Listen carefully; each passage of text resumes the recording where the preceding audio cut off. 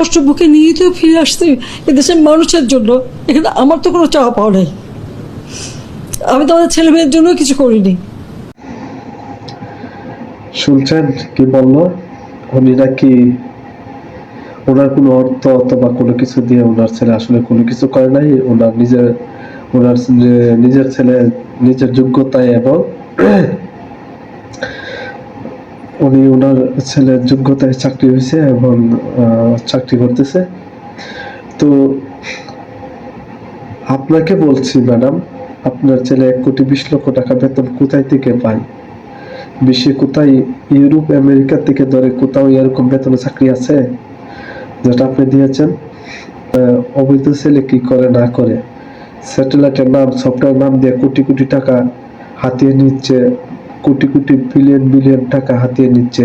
আসলে এদিকে সাধারণ মানুষ কিচ্ছু জানে না।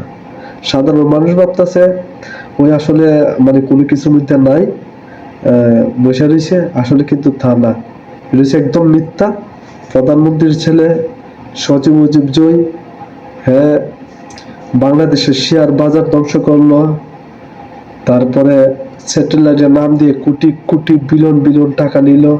সফটওয়্যারের কথা কয়েছিল আপনার বাংলাদেশটাকে লুইটা পাইটা সবকিছু নিয়ে আমেরিকায় গিয়া বসে আছে, বেল ফ্যাক্টরি কারখানা দিয়া সবকিছু অফিস আদালত করছে, সবকিছু বাংলাদেশের টাকা দিয়া। শুধু নামটা দিছে যে আসলে সজীবের বইয়ের এটার মালিক, এই হলো কাহিনী। এটা হচ্ছে মাস্টার মাইন্ড হচ্ছে শেখ হাসিনা। শেখ হাসিনা চাচ্ছে আসলে বাংলাদেশে তার টাকার এক বিন্দুও ইচ্ছা নেই। সে শুধু পড়ে আছে বাংলাদেশটাকে যতদিন সুইসা খাইতে পারে খাইব, পরবর্তীতে আমেরিকা যাইব গা, আর তার কোনো খোঁজখবর পাওয়া যাবে না। এই হচ্ছে তার আসল কাহিনী। দেখ, আমি আর কিছু বলতে পারি না। আমি এইগুলি এক একদিন দেখি আর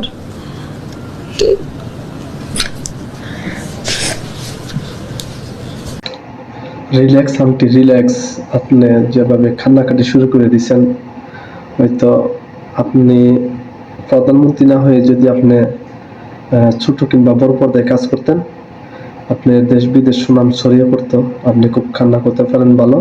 যে মানুষের সাথে ইমোশনাল ব্রেকমিল করতেছেন, এটা যদি যাতে কোনো সময় জানে, জুতা পিটা না করে ছাড়বে না আপনাকে। ওকে, মায়ের কান্না কম করেন, কান্নাকাটি কম করেন।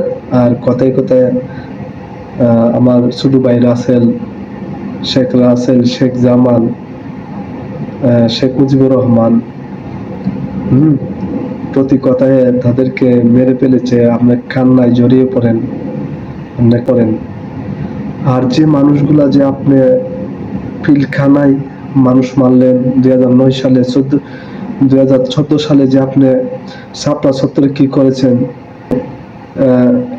জামায়াতের লোকে কি করলেন, শিবিরের লোকে কি করলেন, জাতীয় পার্টির লোকে আপনি কি করলেন, এগুলা এবং বিএনপির কত গুম খুন করলেন। তাদের কোনো আত্মীয় স্বজন নাই, তাদের কোনো ফ্যামিলি নাই। আপনার ছাপড়া চত্বরে যে ছোট ছোট মাসুম বাচ্চারা পরে যে নির্মম অত্যাচার চালিয়েছিলেন, তাদের মা বাপ নাই। আপনারা এক বিবৃতিতে জানালেন যে কেউ যদি মারা যেত তাহলে আমাদের কাছে কেন মানুষে আসলো না যে মুখে মারা গেছে, মুখে মারা গেছে। মারা গেছে তার কোনো প্রমাণ আপনাদের কাছে মিলে নাই। আচ্ছা, ছাত্র ছাত্রী আন্দোলন, কোটা সংস্কারের যে একটা আন্দোলন চলছে, এই আন্দোলনের মধ্যে পুলিশ কয়জন মারা গেছে তাদের ডিটেল ঠিকানা কেন আপনারা প্রকাশ করতেছেন না? তারা কি, যতজন পুলিশ আপনি মাঠে নামাচ্ছেন, তারা কি বাংলাদেশি নাকি ইন্ডিয়া থেকে আনা নাকি অন্য অন্য কান্ট্রি থেকে আনা? বাংলাদেশের যদি কোনো পুলিশ সদস্য মারা যায়, সেটা সময় চ্যানেল হয়েছে একটা আওয়ামী লীগের একটা পাও চাটা চ্যানেল।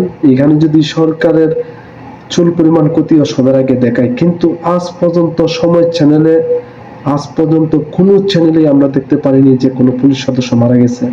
তো এটি কি সত্য না মিথ্যা? এটা জাতি সবাই জানে। বাংলাদেশের সকল মানুষ আগের মতো বোকা নই। সবের হাতে অ্যান্ড্রয়েড মোবাইল ছিল না, সবাই ফেসবুক ইউজ করতো না। এখন সবাই ফেসবুক ইউজ করে, সবাই ইউটিউব ইউজ করে, সবাই সত্যটা জেনে গেছে। আপনার দিন শেষ।